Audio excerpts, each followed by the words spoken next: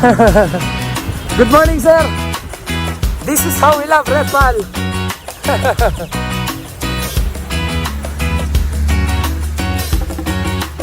Sarap. Good morning, sir.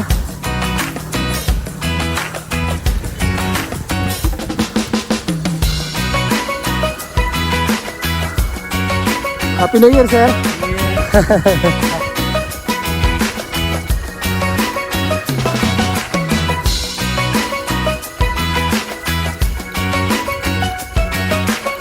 Kaya yan ang kasaknan. Tiwala lang at pananalig.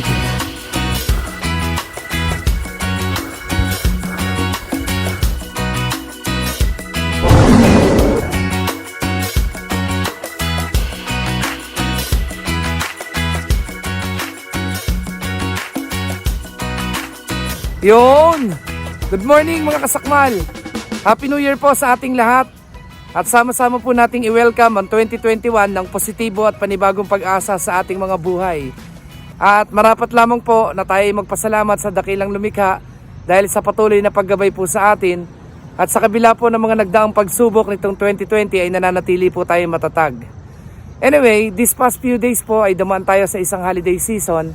At yun din po ang mga pagkakataon na kami ay nasa full or heightened alert status. At dahilan kaya halos 3 linggo rin po ako to be exact na hindi nakapag-bike. So for now, tayo po ay magti-training at pupunta tayo ng Rivers Palace o yung tinatawag na Rebpal. And then, dadaanan po natin yung People's Park na tinatawag namang Palace in the Sky. At tapos nun, ibababa po tayo along the way dun sa may Santa Rosa, Tagaytay Road going back to our Orig destination. Pero disclaimer lamang po, hindi ito ang una o pangalawa o pangatlong beses ng aking attempt sa Rivers Palace. Ang aking pong first and second attempt ay ng mga panahong hindi po ako nagbablog. At yung third one ay ng mga panahong ako'y nag-recovery ride after ko mag-long ride summer in Region 3. So, nagkaroon lamang ng possibility na i-document ko itong video na ito dahil dun sa isa nating subscriber na nag-comment dun sa aking Jariel Speak Bike Ride at tinatanong niya kung alin nga ba daw yung mahirap sa dalawa ng 7-up hills at saka nitong Rebpal. So of course, I have to consider the location of the said guy who asked me a question kung alin nga ba sa dalawa yung mahirap. Kasi syempre kung kayo po ay taga Manila area, hindi hamak na mas mahirap sa inyo yung 7-up hills dahil mas una yung madadaanan yung Rebpal compared dun sa papuntang Jariel Peak na mas malayo. So nagkaroon lamang ito ng possibility na why don't I try na gawan ito ng video. At since tayo naman ay magti-training ulit ngayon dahil magba-back to zero tayo dun sa 3 linggo nating napahinga. So magmula po rito sa may Southwoods Mall sa sari-sari store ng mga papa ay sama-sama po tayong magtungo patungong Rivers Palace. Tara! Time check mga kasakmal. It's 6:15 in the morning. At mahaba ang dilim ngayon kaya ganitong oras na tayo nag-start para maliwanag na po. Nay! Wala bala dyan sa tindahan. Salamat! Kung ikaw ay manggagaling ng Manila area mga kasakmal or even San Pedro, taas, ang pinakamagandang daan or access papuntang New Valley ay itong sa may Pavilion Mall. So kakanan ka dyan, dire-diretso na yan hanggang dun sa may Calax at saka sa Ayala Road.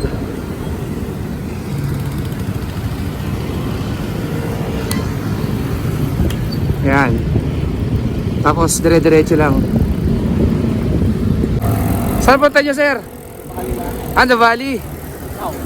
Sa ano po, Rebpal? Oo, ako lang sir, solo ride. Snappy ka sir ha. Ilang years ka na nagbabike? Ilang years na po? 5 years? Okay. Makisig pa rin eh. 65 na po kayo? Runner talaga. Yun talaga ang ano nyo? Sport. Ano pangalan nyo sir? Willie Eugenio. Taga saan po kayo? 106 Binyan. Sir. Nice meeting you sir. Tiger Tapangco po. Yes sir, yes sir. Baka madali na naman tayo ni YouTube eh. Pero according kay Sir Willie, or neto ni tatay, 5 years pa lang siya nagbabike. Dahil runner talaga siya. Pero kagaya nung si tatay dun sa may papuntang Mystical Cave, nakakabayo pa rin. Oh my God! Nandito ngayon tayo sa may Jubilation, papunta malapit sa may City Hall ng Binyan. And speaking of City Hall, sina-shoutout ko ang isa sa mga respetadong nilalang at leader dito sa Binyan City, ang City Vice Mayor na si paring Jel Alonte. Happy New Year, pare Koy! Shoutout din sa lahat ng mga kaklase ko dito sa Binyan, mga kaibigan, kumpare, lahat. Especially kay Almer Almazora ng AAA Sportswear. Thank you so much, paring Remla, for providing my cycling jersey. Hindi ko pala siya magamit ngayon dahil sarado pa rin ang Baguio. Pero as I promise, gagamitin ko yan sa malupitang long ride. Shout out AAA. Kung hindi kayo familiar sa lugar na to, makikita nyo naman dito yung Calax.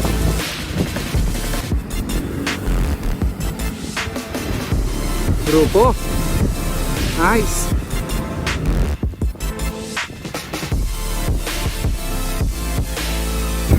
Ayan, paikot lang naman yan. Doon ang labas natin sa may Greenfield.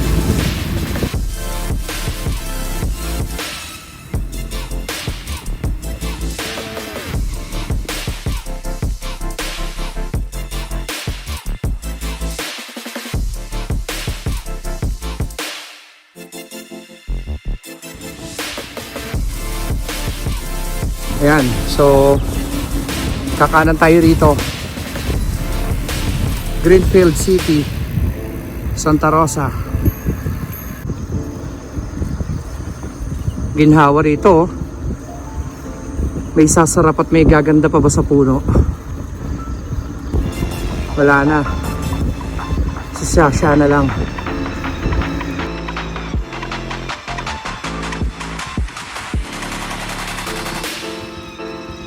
Morning, sir.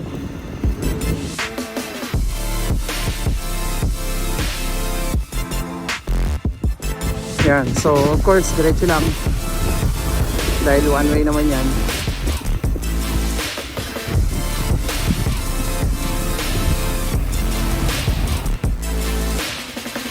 Diretso lang. Dito kasi nabiktima yung aking idol si Sir Jay Katigbak, dahil wala nga naman nakalagay ng mga signages dito. Kaya igaganti kita, idol. Ipapasa natin sa kongreso yan. Ayan. So, meron ditong papuntang kanan. Hindi ako nagkakamali, papunta to ng Timbao. Ayan. So, diretso pa rin kayo. Tapos, may nakalagay ditong no entry. After nitong sa may 7-Eleven. Kaya pag kanan mo, kaliwa na agad dito.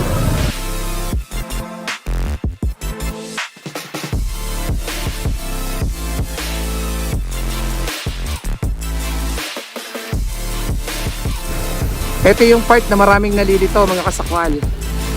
Kasi nga, kung didiretso ka dyan, then end yan talaga. So, meron naman siya actually maliit na signage dito na hindi lang masyadong napapansin. Ayan. So, yun yung magiging landmark nyo. At saka yung subdivision bago yun ay San Jose Village. Makikita nyo rin yun. Pagka didiretso ka dyan, ayun yung dead end na sinasabi. So, kakaliwa ka rito. After nyan, kanan. Tapos dire-diretso na ulit. Good morning! Yan.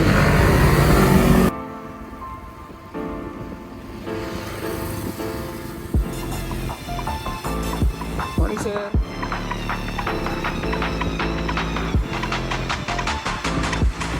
Kakanan naman tayo ngayon. Dahil pag dumiretso ka doon, mapunta naman yun dun sa may Greenfield Hotel. So dito tayo.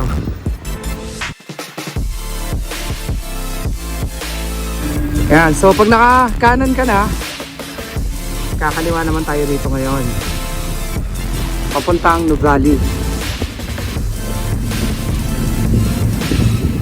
Yan. Tapos, yun na. Dire-diretso na yan, Nuvali na.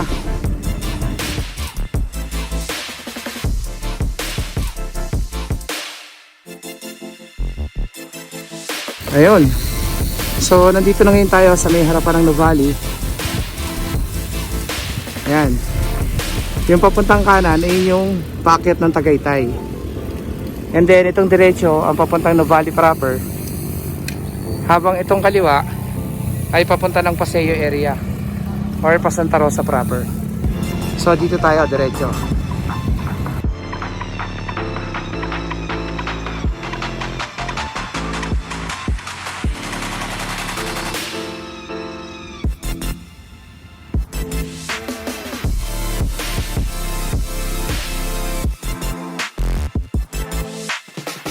Maswerte tayo mga kasakmal dahil tayo ay taga rito sa Santa Rosa. At itong Nuvali ay isa sa mga paborito na ring pasyalan ng mga nagbibisikleta. Even yung mga taga Manila area at saka mga taga Norte. So, part na rin to ng mga lugar na gusto nilang mai-unlock. Dahil bukod sa presko at maganda rito, ay marami rin ditong pwedeng puntahan. Gaya niyang Camp N, yung Marcos Mansion, tapos yung papuntang Repal, dadaan ka ng Cambalahon, tapos Tagaytay. So ito yung ginagawa nilang access road.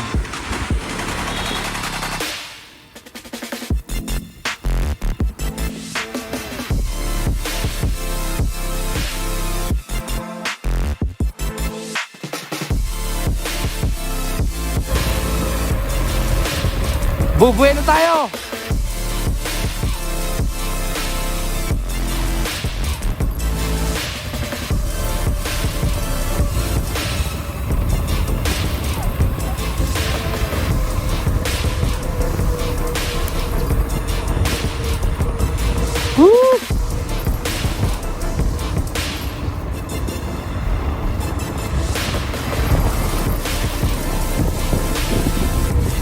Nice! Praise the Lord!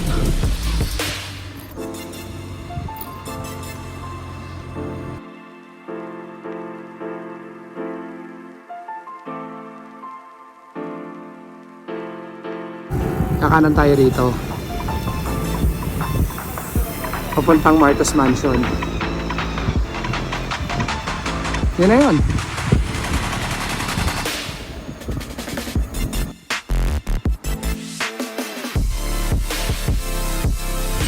Dahil bikers, oh. Para may rally. Yun, oh. Nice. You gave your hand to me, and then you say hello.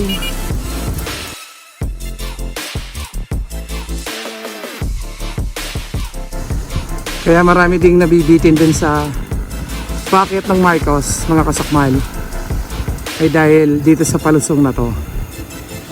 May konting palusong dito bago ka dun umakyat. So, dapat wag mo itong i-enjoy. Palalayan mo lang din itong lusong na to para hindi ka mabitin dun sa ahon.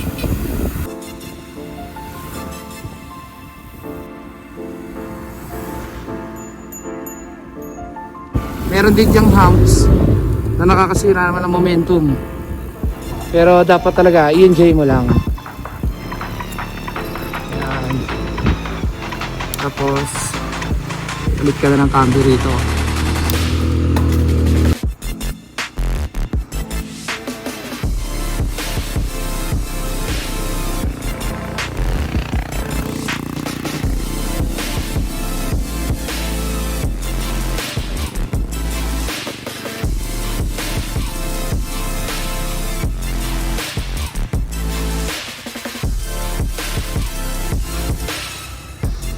Sarap.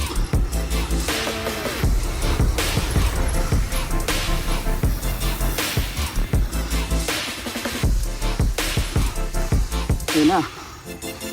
Ang bahay ni Makoy.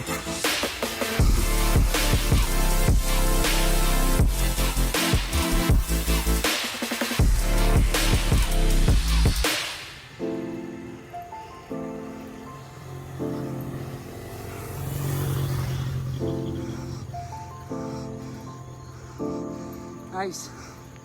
Thank you, Lord.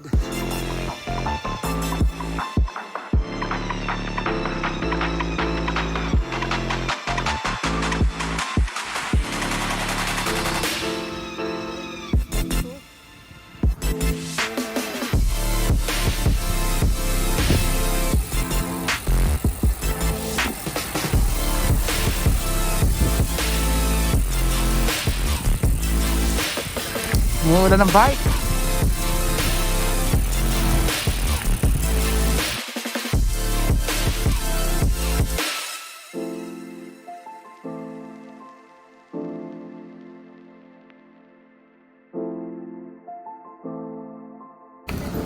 Hindi na tayo titigil.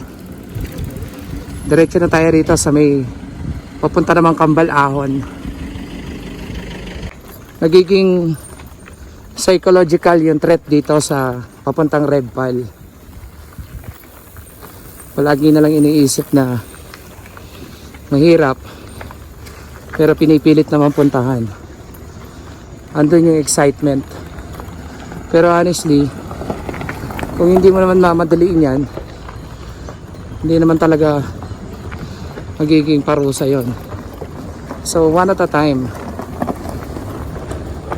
Pag hindi kaya, pwede kang huminto. Pero kung ayaw mong hihinto, pwede mo naman bagalan. At yung isang sikreto, pwede kang magtahi ng kalsada, provided na ginagawa mo yan for strategy.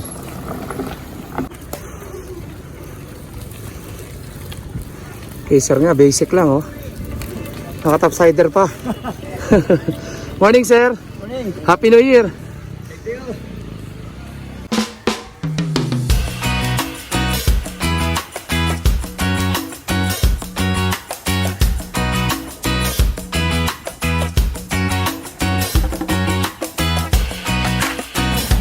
Ambisyong ayoko nang balikan. Morning sir. Taga saan kayo sir? Ah, Kabuyaw. Yun. Santa Rosa sir. Solo ride ka sir? Oo, ayos ah. Oo nga. Mukhang namamartita ka sir, naka-topsider ka. Ayos yan.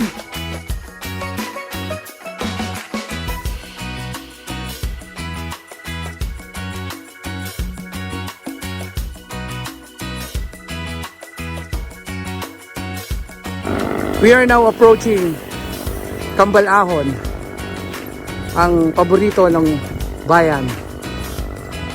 Marami na akong napanood ng mga videos, tips, tutorial na nagbibigay ng technique kung paano ba daw makasurvive sa ahon ng hindi tumutukod.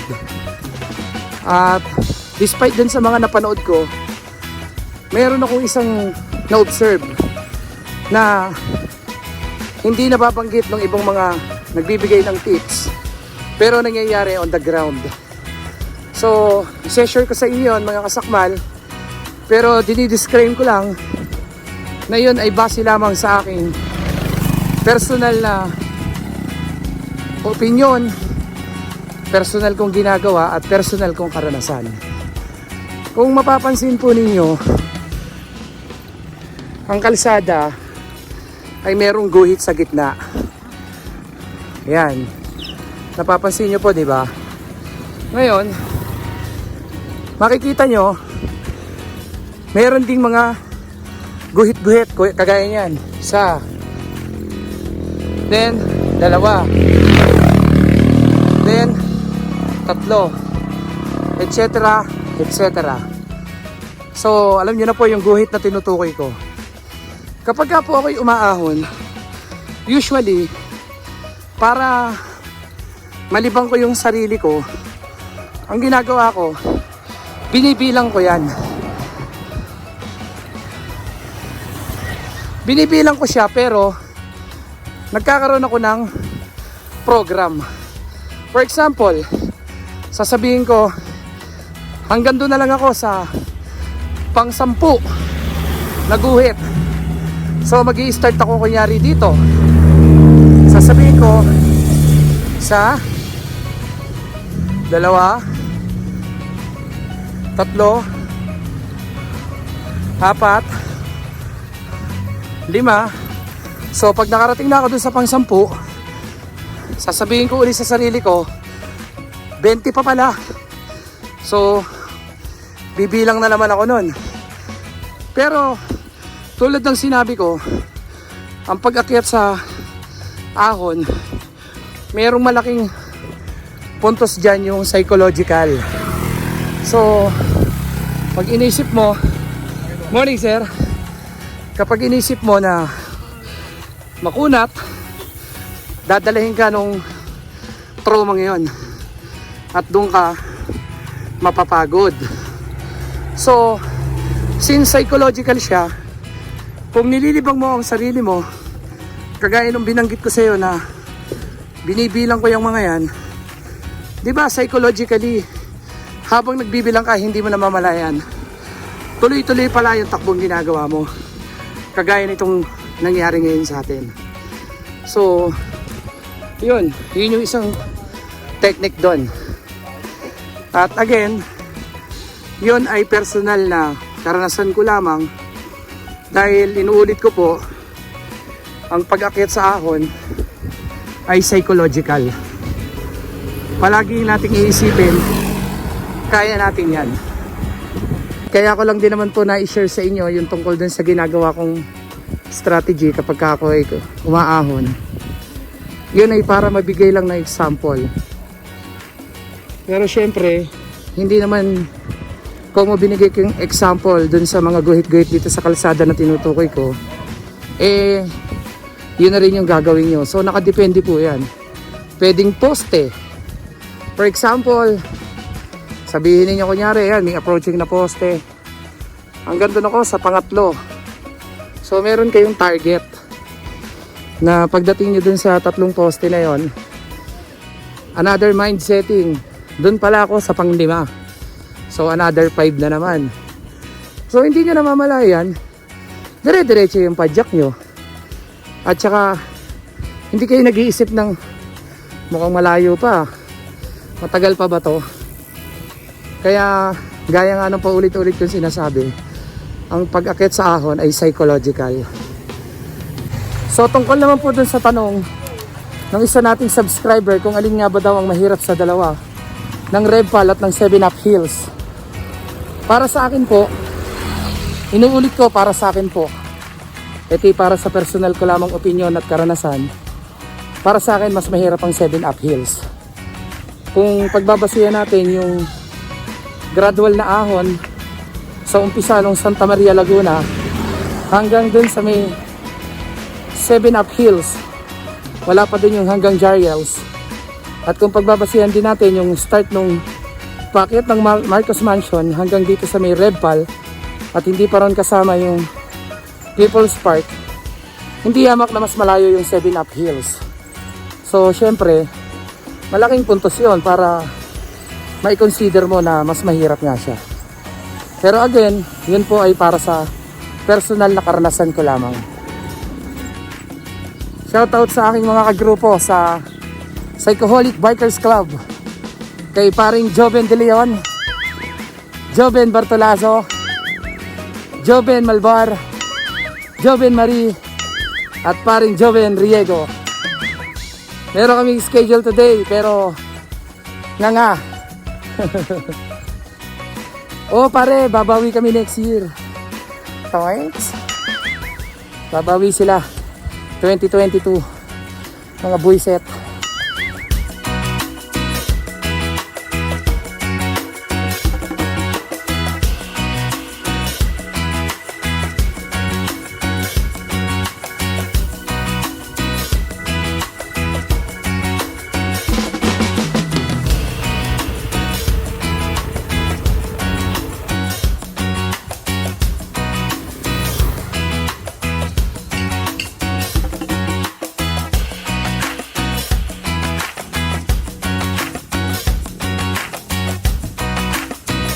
Sarap ng hangin. Morning, sir. Happy New Year, sir. Unang taon, parusa.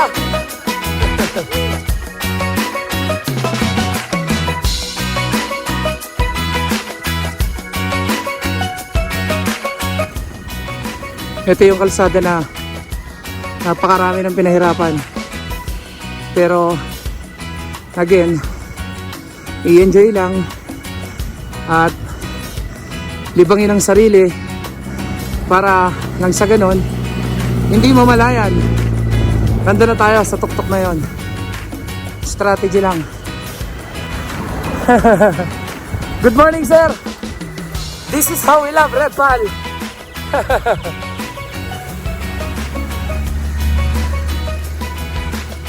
Sarap. Good morning, sir.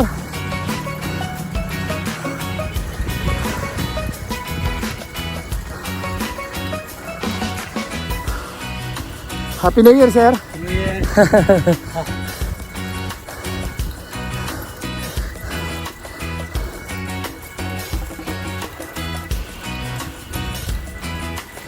Kaya-kaya yan, mga kasakmal. Tiwala lang at pananalig.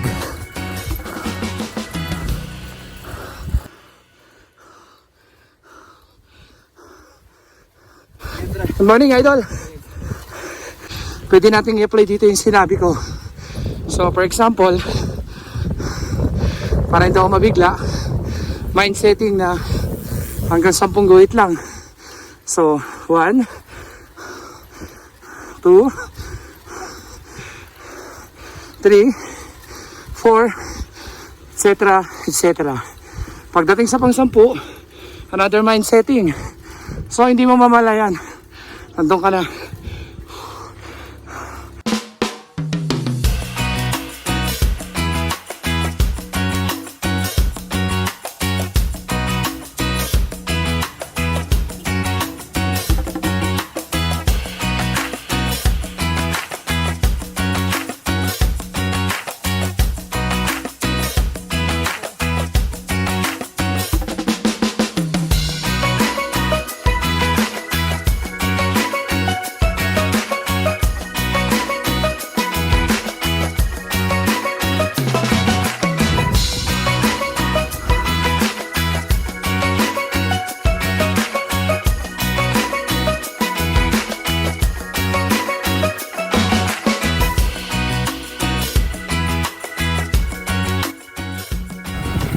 Morning, ma'am.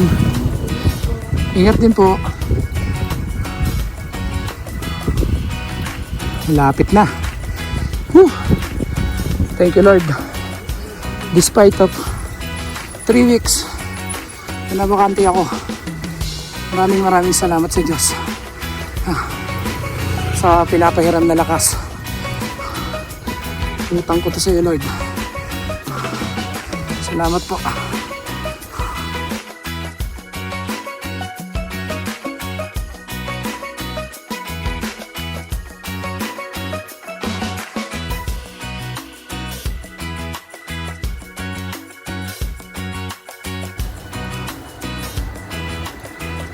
Thank you, Lord.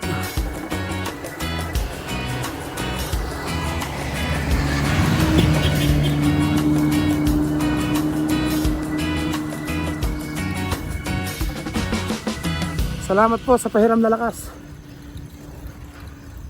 Thank you talaga, Lord.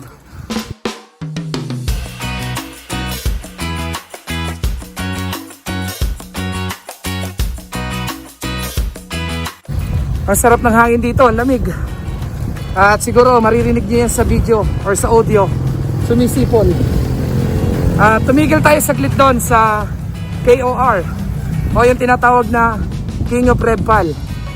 Pero there is only one King, Lord God, heaven above. At let's talk about Red Pal. Bakit nga ba Red Pal? Yung iba naririnig ko or nababasa ko sa mga comment section, may mga napapatawag ng Red Pal as in pula. And then yung iba naman, alam nila yung Red Pal pero hindi nila alam yung history behind it. So bakit nga ba Red Pal? Dahil ba sa River's Palace?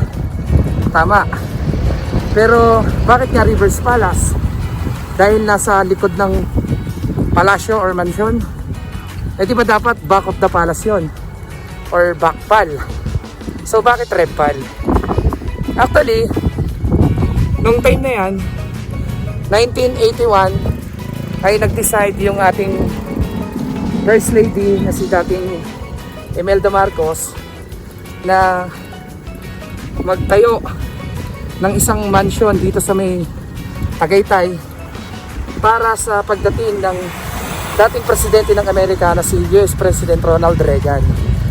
So ngayon, ang nangyari ay habang kinukonstruct yun ay nagkakaroon na ng preparation para sa security detail. So rebpal is a military term or military code para dun sa mga magdi-detail sa ating presidenteng si Ronald Reagan.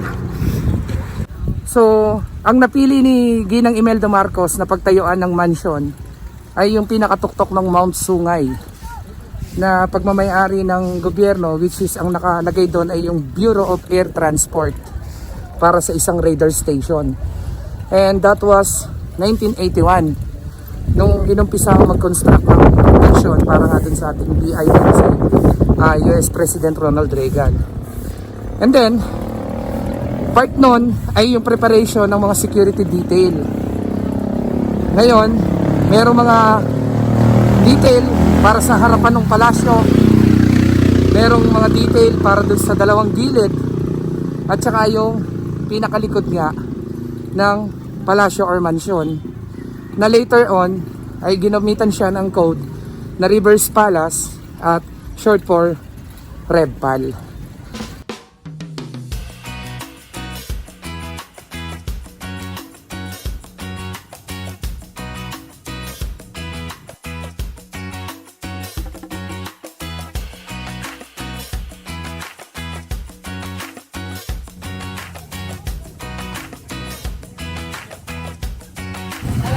Hindi na tayo papasok ng People's Park mga kasakmal dahil kitang kita nyo naman kung gaano karami ang tao at hindi na tayo makikipagsapalaran dahil baka meron dyang kalaban.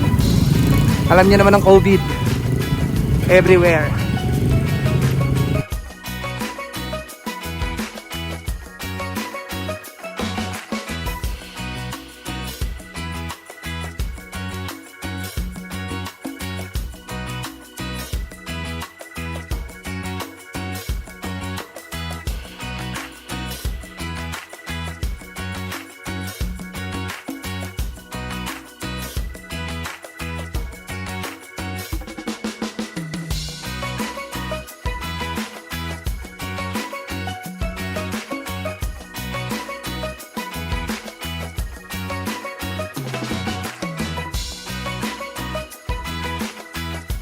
Baguio Pills.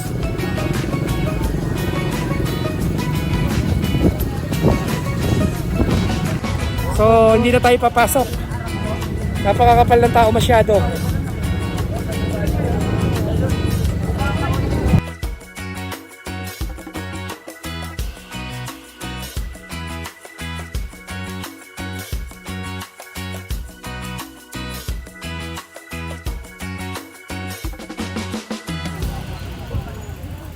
Delikado ang pababa. So mamaya ako natutuloy yung aking pagbibideo. Delikado. Maraming tao nakakahiya sa memplang dito.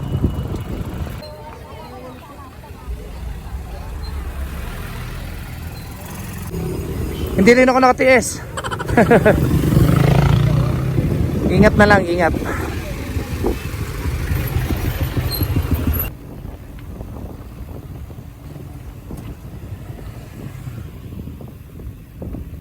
Ayun. So hindi na tayo pumasok sa loob ng People's Park mga kasakmal dahil nakita nyo naman po kung gaano karami yung tao. Pero medyo bitin yung aking na-share na trivia. At yun nga, kung itutuloy ko po ay hindi na natuloy yung pagdating ni President Ronald Reagan dito sa may mansion. At yun din ang dahilan kaya natigil na rin yung pagkakonstruct ng palasyo na kinalaunan ay naging bukas na lamang siya sa publiko na binabansagan na ngayon nating Palace in the Sky.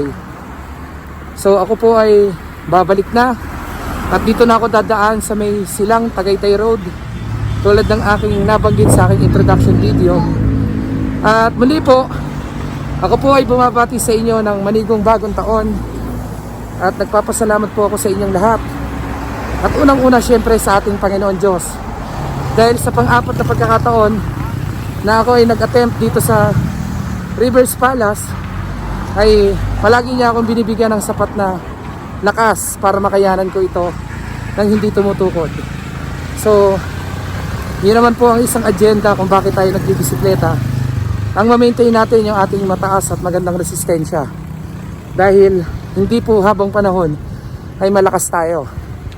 So muli po mga kasakmal, maraming salamat po sa inyo sa patuloy ninyong pagsuporta sa aking YouTube channel.